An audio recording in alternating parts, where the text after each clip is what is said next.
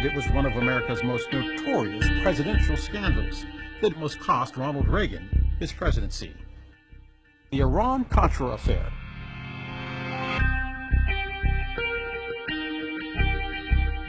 In the early 1980s, the U.S. was still in a Cold War with Russia, and anti-communist sentiment was strong. During his presidential campaign, Reagan promised to assist anti-communist insurgencies around the world. For a brief time under Reagan, the CIA trained and assisted groups fighting communist leaders abroad. Reagan was particularly interested in a group called the Contras and their battle in Nicaragua. The Contras were a group battling the Cuban-backed Sandinistas, a communist group who had seized power in 1979. Reagan called the Contras the moral equivalent of our founding fathers. But much of the Contras' funding came from the cocaine trade. Because of this, Congress passed the Bolin Amendment, specifically aimed at keeping American money from funding the group. That happened in 1982, shortly after Reagan took office.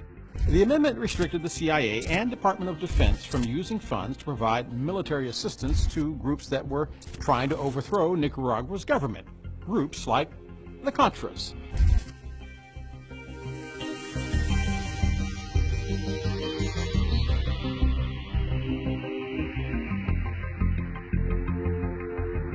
This didn't stop Reagan. The president told his national security advisor, Robert McFarlane, to help the Contras anyway, regardless of the cost. McFarlane found opportunity in Iran.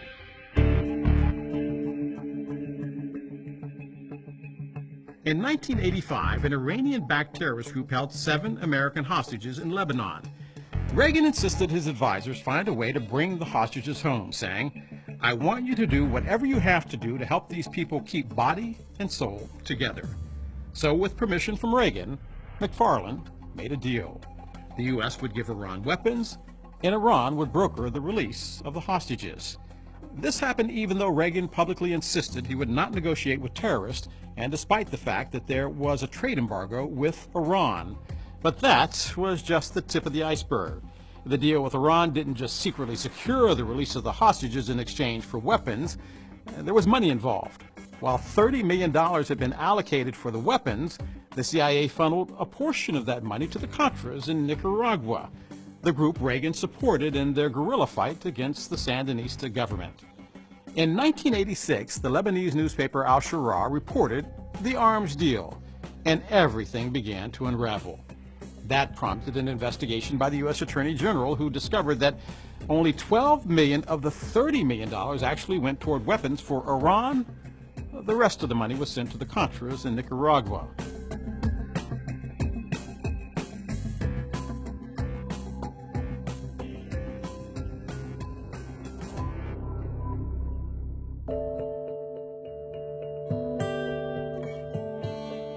The revelations were explosive. Reagan denied the allegations that he had negotiated with terrorists, but Lieutenant Colonel Oliver North came forward and acknowledged that he diverted funds to the Contras. North also said Reagan knew about it. North's testimony would inspire the press and Congress to launch investigations against Reagan for the rest of his presidency. Texas Senator John Tower led the investigation into the scandal. The Tower Commission determined it was Reagan's lack of oversight that allowed Iran-Contra to happen, but did not implicate Reagan directly. It wasn't until another congressional investigation in 1987 that Reagan finally testified. On May 5, 1987, joint hearings were televised investigating the covert arms deal with Iran and the assistance to Nicaragua. The hearings would go on for 41 days. Reagan was never charged, but McFarlane, Oliver North, 4 CIA officers, 5 government contractors, and Reagan's national security advisor, John Poindexter, were all found guilty. Yet, speculation about Reagan's involvement lingered on.